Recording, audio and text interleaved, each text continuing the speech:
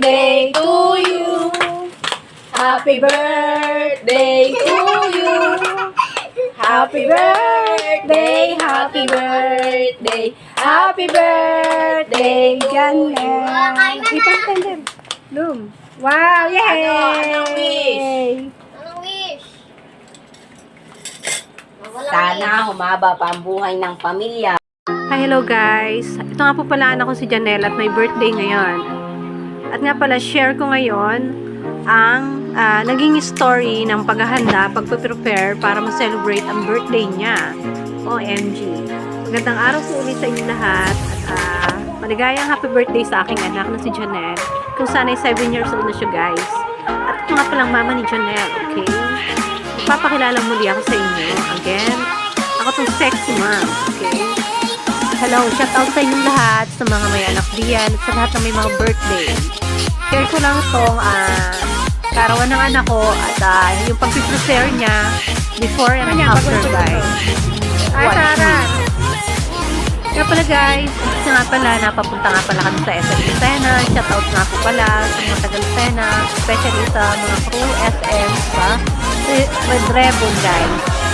At sa nakikita nyo guys, ayun na po, kasama ko ang tatlong bata at kasama ko rin ang anak ng ate ko. Especially dyan sa my birthday. Uy, sana all.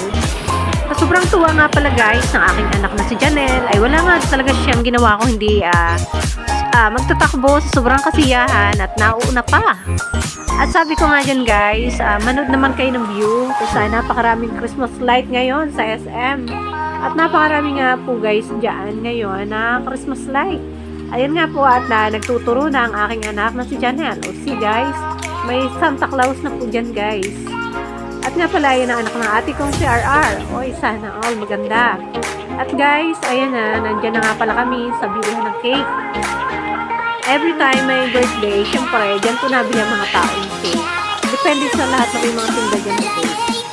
At nga pala, namimili na kami ng bibili namin para ma-take out diyan. At hinahayaan ko yung mga bata ang pumili. Pero at the end, ako rin yung sumunod. At yun na nga guys, education code 500 ang napiling cake. At yun na, nag-take na nga pala ako ng picture nila dyan. At want to share guys lang kung gaano kasaya ang isang bata kahit simple man o bongga ang handa niya. Ang mahalaga dyan ay sila ay mahandaan sa kanilang kaarawan. At yun na, nagbayad na ako ng 500 pesos.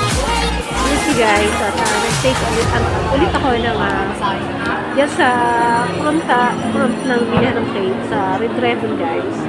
Ayan, at ako happy rin para sa anak ko. Kahit konti lang yung panggasto sa handa, at least mayroong handa.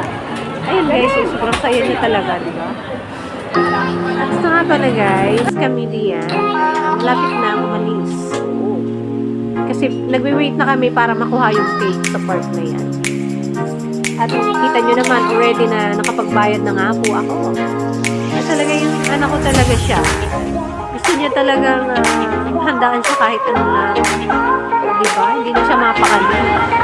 At yun na nga po. Already tapos na yan. O diba? Thank you po. And ito nga pala guys, kasi yan ay pauwi na. At yung maganda kong pamangkin na pinalabit ko sa kanya yun. At sabi ko nga, pag birthday din niya, handaan ko rin syempre.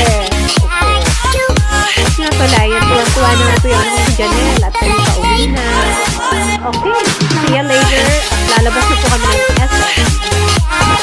Ito nga pala guys, napadaan po kami dito sa may Baliwag sa tindahan ng lechong manok. Oo guys, nabila ko ng isang buong lechong manok lang.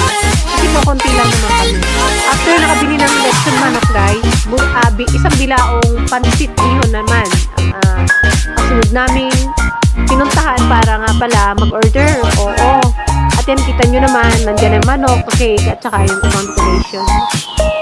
At yan po nga pala guys, fast forward na sa bahay na kami. Nga po't naka-ready na ang lahat ng mga kagamitan at pagkain para nga po pala sa gaganaping birthday na simpleng handaan lang po para sa karawan ng aking anak. Ayan, at kain po tayo guys. Ano? Yan po ang aking anak na 7 years old. Diba? Wow, sana all. And guys, ang cake niya, okay naman. And thanks God, nakapaghanda. And thanks nga po pala sa cake na yan. At yun guys, pagkatapos ng handa, pahinga tayo.